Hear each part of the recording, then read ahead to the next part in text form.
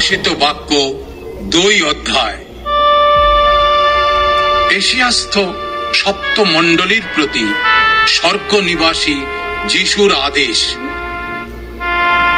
ইফিসস্থ মণ্ডলীর দূতকে লিখো, যিনি নিজ দক্ষিণ হস্তে সেই সপ্ত তারা ধারণ করেন, যিনি সেই সপ্ত সুবর্ণ দ্বীপবৃক্ষের মধ্যে গমনাগমন করেন, তিনি এই কথা কহেন, আমি জানি তোমার কার্য সকল এবং তোমার পরিশ্রম ও ধৈর্য, আর আমি জানি যে তুমি দুষ্ট দিগকে সহ্য করিতে পারো না, এবং আপনা দিগকে প্রেরিত বলিলেও যাহারা প্রেরিত নয় তাহাদিগকে পরীক্ষা করিয়াছ ও মিথ্যাবাদী নিশ্চয় করিয়াছ। এবং তোমার ধৈর্য আছে, আর তুমি আমার নামের জন্য ভার বহন করিয়াছ, ক্লান্ত হও নাই। তথাচ তোমার বিরুদ্ধে আমার কথা আছে, তুমি আপন প্রথম প্রেম পরিত্যাগ করিয়াছ। অতএব স্মরণ করো কোথা হইতে পতিত হইয়াছ, এবং মন ফিরাও ও প্রথম কর্ম সকল করো। নতুবা যদি মন না ফিরাও, আমি তোমার নিকটে আসিব ও তোমার দ্বীপবৃক্ষ স্বস্থান হইতে দূর করিব। কিন্তু এইটি তোমার আছে, আমি যে নিকোলায়তীয়দের কার্য ঘৃণা করি, তাহা তুমিও ঘৃণা করিতেছ। যাহার কর্ণ আছে সে শুনুক, আত্মা মণ্ডলীগণকে কি কহিতেছেন। যে জয় করে তাহাকে আমি ঈশ্বরের পরম দেশস্থ জীবন বৃক্ষের ফল ভোজন করিতে দিব।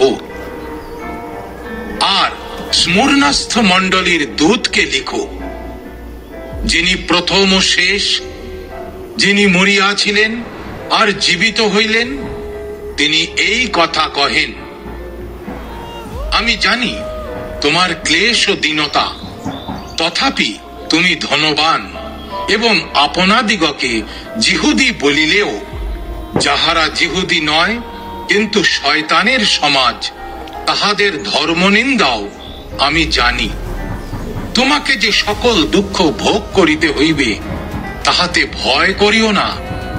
দেখো, তোমাদের পরীক্ষার জন্য দিয়াবল তোমাদের কাহাকেও কারাগারে নিক্ষেপ করিতে উদ্যত আছে, তাহাতে 10 দিন পর্যন্ত তোমাদের ক্লেশ হইবে। তুমি মরণ পর্যন্ত বিশ্বস্ত থাকো, তাহাতে আমি তোমাকে জীবন মুকুট দিব। যাহার কর্ণ আছে সে শুনুক, আত্মা মণ্ডলীগণকে কি কহিতেছেন। যে জয় করে সে দ্বিতীয় মৃত্যুর দ্বারা হিংসিত হইবে না। আর পর্গামস্থ মণ্ডলীর দূতকে লিখো, যিনি তীক্ষ্ণ দ্বিধার খড়গ ধারণ করেন, তিনি এই কথা কহেন, আমি জানি তুমি কোথায় বাস করিতেছ, সেখানে শয়তানের সিংহাসন রহিয়াছে, আর তুমি আমার নাম দৃঢ়রূপে ধারণ করিতেছ। আমার বিশ্বাস অস্বীকার করো নাই। আমার সেই সাক্ষী, আমার সেই বিশ্বস্ত লোক আন্তিপা যখন তোমাদের মধ্যে তথায় নিহত হইয়াছিল, যেখানে শয়তান বাস করে, তখনও বিশ্বাস অস্বীকার করো নাই। তথাচ তোমার বিরুদ্ধে আমার কয়েকটি কথা আছে, কেননা তুমি সেই স্থানে বেলিয়মের শিক্ষাবলম্বী কয়েকজনকে রাখিতেছ। সেই ব্যক্তি ইসরায়েল সন্তানদের সম্মুখে বিঘ্ন ফেলিয়া রাখিতে বালাককে শিক্ষা দিয়াছিল, যেন তাহারা প্রতিমার কাছে উৎসৃষ্ট বলিভক্ষণ ও বেশ্যাগমন করে। তদ্রূপ তুমিও সেইভাবে নিকোলায়তীয়দের শিক্ষাবলম্বী কয়েকজনকে রাখিতেছ। অতএব মন ফিরাও, নতুবা আমি শীঘ্রই তোমার নিকটে আসিব, এবং আমার মুখের তরবারির দ্বারা তাহাদের সহিত যুদ্ধ করিব। যাহার কর্ণ আছে সে শুনুক, আত্মা মণ্ডলীগণকে কি কহিতেছেন। যে জয় করে তাহাকে আমি গুপ্ত মান্না দিব, এবং একখানি শ্বেত প্রস্তর তাহাকে দিব। সেই প্রস্তরের উপরে নূতন এক নাম লেখা আছে, আর কেহই সেই নাম জানে না, কেবল যে তাহা গ্রহণ করে সেই জানে। আর থুয়াতিরাস্থ মণ্ডলীর দূতকে লিখো, যিনি ঈশ্বরের পুত্র, যাহার চক্ষু অগ্নি শিখার তুল্য ও যাহার চরণ সুপিত্তলের সদৃশ, তিনি এই কথা কহেন, আমি জানি তোমার কর্ম সকল ও তোমার প্রেম ও বিশ্বাস ও পরিচর্যা ও ধৈর্য, আর তোমার প্রথম কর্ম অপেক্ষা প্রচুরতর শেষ কর্ম আমি জানি। তথাচ তোমার বিরুদ্ধে আমার কথা আছে। ইসেবল নাম্নী যে নারী আপনাকে ভাববাদিনী বলে, তুমি তাহাকে থাকিতে দিতেছ, এবং সে আমারই দাসগণকে বেশ্যাগমন ও প্রতিমার কাছে উৎসৃষ্ট বলি ভক্ষণ করিতে শিক্ষা দিয়া ভুলাইতেছে। আমি তাহাকে মন ফিরাইবার জন্য সময় দিয়াছিলাম, কিন্তু সে নিজ ব্যভিচার হইতে মন ফিরাইতে চায় না।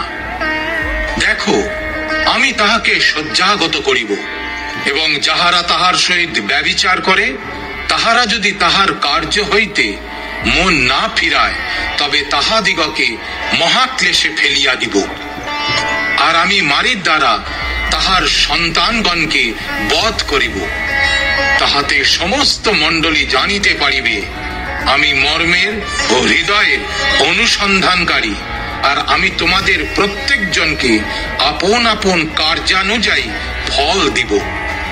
কিন্তু থুয়াতিরাতে অবশিষ্ট তোমাদের যতজন সেই শিক্ষা গ্রহণ করে নাই, লোকে যাহাকে গভীর তত্ত্ব বলে, শয়তানের সেই গভীর তত্ত্ব সকল যাহারা জ্ঞাত হয় নাই, তাহাদিগকে বলিতেছি, তোমাদের উপরে আমি অন্য কোনো ভার অর্পণ করি না, কেবল যাহা তোমাদের আছে তাহা আমার আগমন পর্যন্ত দৃঢ়রূপে ধারণ করো। আর যে জয় করে ও শেষ পর্যন্ত আমার আদিষ্ট কার্য সকল পালন করে, তাহাকে আমি আপনি পিতা হইতে যেরূপ পাইয়াছি তদ্রূপ জাতিগণের উপরে কর্তৃত্ব দিব। তাহাতে সে লৌহ দণ্ড দ্বারা এমনই শাসন করিবে, যাহার কর্ণ আছে সে শুনুক। আত্মা মণ্ডলীগণকে কি কহিতেছেন, প্রভাতীয় তারা তাহাকে দিব। যাহার কর্ণ আছে সে শুনুক, আত্মা মণ্ডলীগণকে কি কহিতেছেন।